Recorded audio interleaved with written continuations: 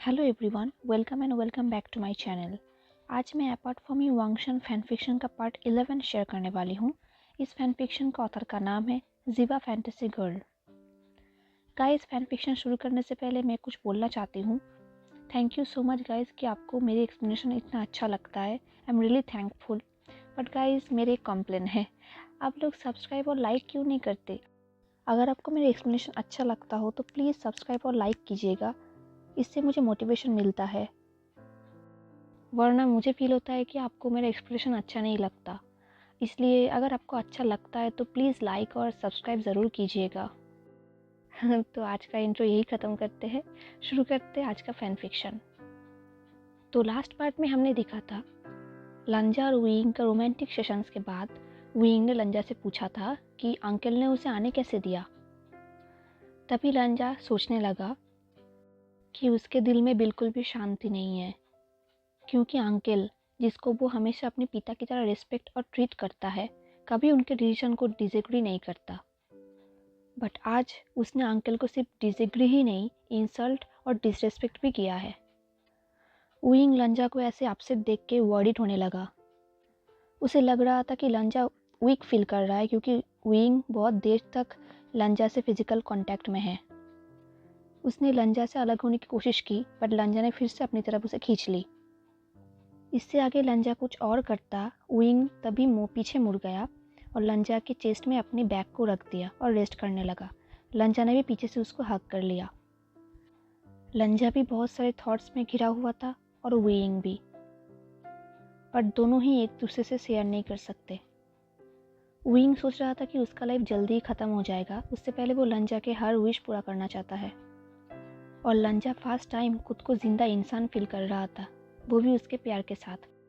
But वो uncle के लिए वर्डेड भी था। रात का टाइम उन दोनों का बहुत अच्छा जा रहा था। वो दोनों एक साथ ड्रिंक कर रहे थे, चैट कर रहे थे, पर दोनों ही अपने अपने प्रॉब्लम्स एक दूसरे से छुपाए हुए थे। अब यहाँ गुस्सू में अंकल के साथ लंजा का आर्गुमेंट हो जाने के बाद लंजा तो वहाँ से चला गया, पर लंजा के जाने के बाद अंकल बहुत ही हार्ट ब्रोकन हो गए थे। उनको बार बार लंजा के बोले हुए वर्ड्स का याद आ रहा था। आप मेरे अंकल हो, मेरा पिता नहीं। मेरे लाइफ का डिसीजन मैं खुद लूँगा। ये सब बातें अंकल के दिल से जा ही नहीं रहा था। लंजा के वहाँ से जाने के बाद अंकल ज़मीन पर गिर गए। जेवोजुन, जो थोड़ा डिस्टेंस पे खड़े थे, वो दौड़ के आए और अंकल को पकड़े। लानकुड़न के आंखों से आंसू निकल रहा था।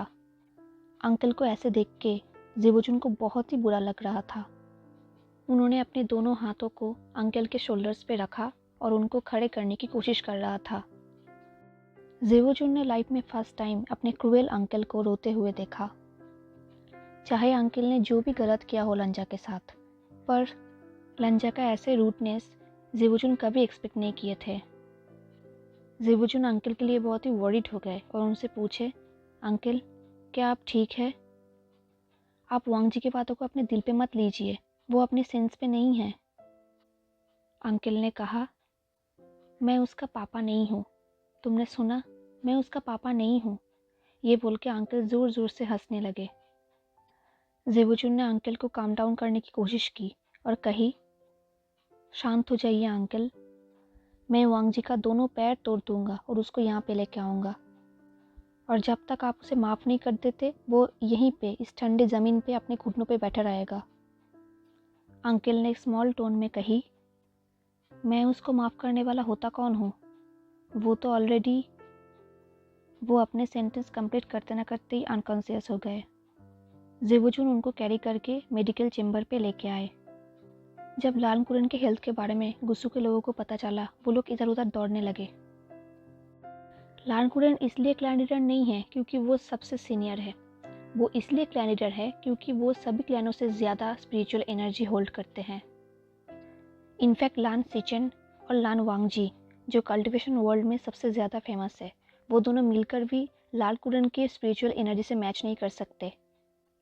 अब यहाँ विंग और लंजा के घर पे विंग ने धीरे धीरे अपनी आंखें खोली और देखा लंजा उसके पास सोया हुआ है। ये देख के विंग के फेस पे एक स्माइल आ गई। विंग उसके हैंडसम फेस की तरह ही प्यार भरी आंखों से देखे जा रहा था। लंजा को पीसफुली सोते हुए देख के उसे बहुत एडोरेबल लग रहा था। विंग लंजा के फेस को टच करने ही वाला था कि वो रुक गया, ये सोच के कि शायद वो लंजा को हर्ट कर सकता है।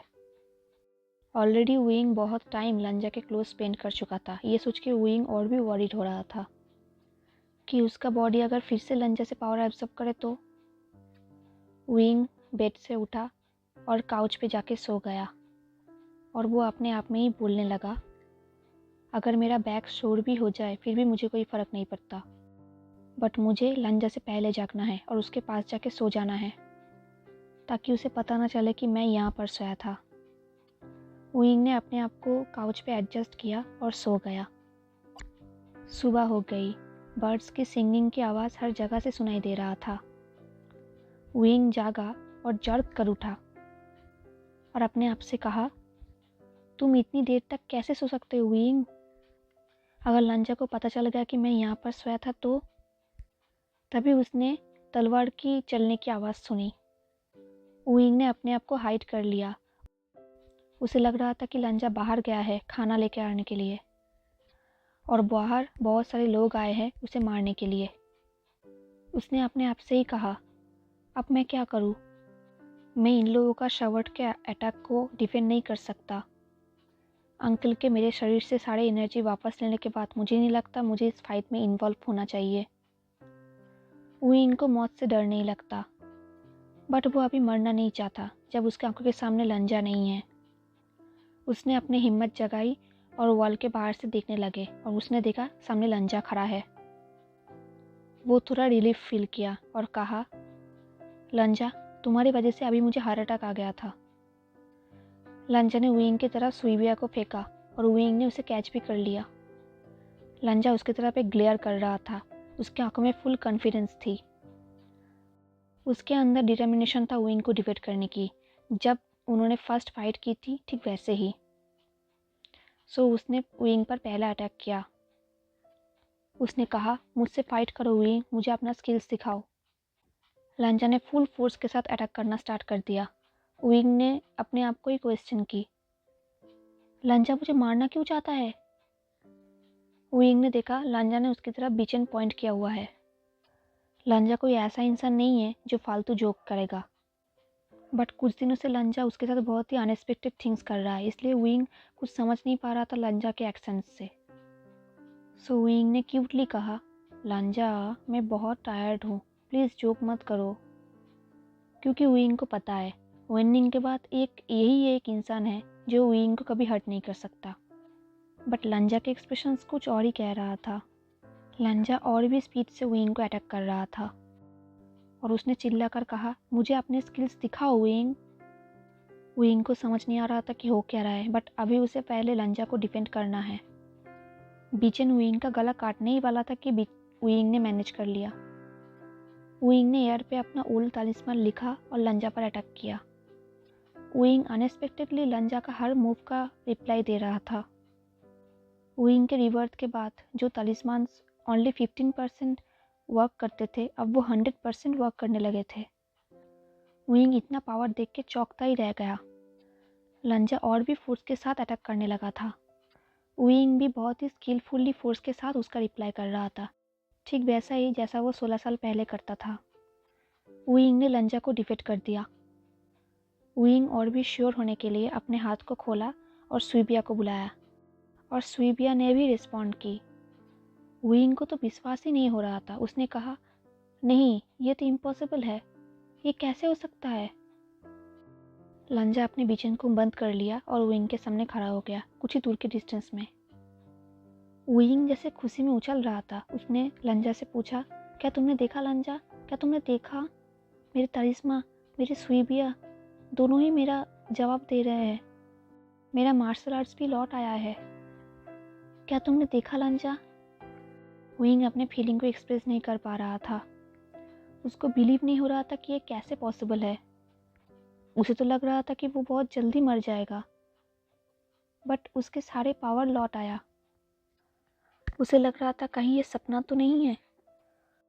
उसने लंजा से कहा, लंजा, क्या तुम मुझे एक फेवर कर सकते हो? लंजा ने कहा, क्या फेवर? विंग ने कहा, तुम जल्दी से मुझे पिंच करो। अगर ये सपना होगा तो टूट जाएगा, अगर ये सपना नहीं है तो मैं इस वर्ल्ड के सबसे हैप्पीएस्ट पर्सन हूँ आज।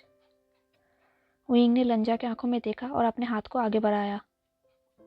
लंजा विंग के ये चाइल्डिश बिहेवियर एंजॉय कर रहा था, बट ये उसको और भी एबिल बना रहा था। लंजा ने विंग का हाथों को हटाया और उसको नेक से पकड़ के अपनी तरफ खींचा और उसको एग्रेसिवली किस करने लगा। विंग का एक्सप्रेशन देख के लग रहा था कि वो कहना चाहता हो, मैंने तुम्हें ये तो करने के लिए नहीं बोला था लंजा। लंजा ने विंग का लिप्स पे बाइट की, जिससे विंग को बहुत ही पेन फील हो रहा था। विंग ने लंजा को पुश किया और कहा, हे लंजा, दर्द होता है। लंजा ने कहा, यही तो तुम चाहते थे। विंग ने कहा, हाँ, बट मैंने तुम्हें कहा था मुझे पिंच करो, ताकि मैं अगर ड्रीम पे हूँ तो मैं ड्रीम से बाहर आ जाऊँ, पर तुमने मुझे किस और बाइट क्यों किया? लंजा ने कहा, मेरे पास यही एक रास्ता है जिससे मैं क्लियर कर सकूँ कि ये ड्रीम है या रियलिटी। विंग का आइस वजह से वाइंड हो गया। उसने कहा, बट लंजा उसके बातों को मिडिल पे ही कट किया और कहा, अगर तुम अभी भी क्लियर ना हो तो। विंग का हार्ट जैसे बीट होना फास्ट हो गया था। लंजा विंग के पास जाने लगा। फिर पीछे से एक आवाज़ आई, हंग अंगजुन, चिल्डे हुई। लंजा ने ऑलरेडी सिजुई को इस सीक्रेट प्लेस के बारे में बता कर रखा था, ताकि कोई भी इमरजेंसी हो तो वो उसे कांटेक्ट कर सके। बिकॉज अंकल के बारे में लंजा बहुत ही टेंशन में थे। आफ्टरनून तक सिजुई का कोई रिप्लाई नहीं आया था, इसलिए लंजा थोड़ा रिलीफ फील कर रहा था। बट सिजुई का अचानक से यहाँ पर आ जाना लंजा को और भी वरीड कर रहा था। विंग ने जल्दी में कहा, क्या हुआ सिजुई, तुम यहाँ पर कैसे? सिजुई ने कहा, हैंग वंगजुन, चिल्डे हुई, आप दोनों को ही मेरे साथ क्लाउड से आना पड़ेगा। लंजा ने कहा, क्यों, क्या हुआ? सिजुई ने एक सैड लुक करके कहा, क्लैनिरल लान, हैंग वंगजुन, क्लैनिरल लान। लंजन का फेस तो जैसे फ्लस्ट ही हो गया। उसने कहा, अंकल। हे गाइस, तो आज का पार्ट यही ख़त्म करते हैं। आपको क्या लगता है क्या हुआ होगा अंकल को? मुझे ज़रूर बताना कमेंट पे, ठीक है गाइस। अगर आपको ये वीडियो अच्छा लगा हो तो लाइक कमेंट शेयर ज़रूर कीजिएगा और सब्सक्राइब कीजिएगा मेरे चैनल को। मिलते हैं नेक्स्ट वीडियो पे, तब तक के लिए tata, take care, stay safe, bye.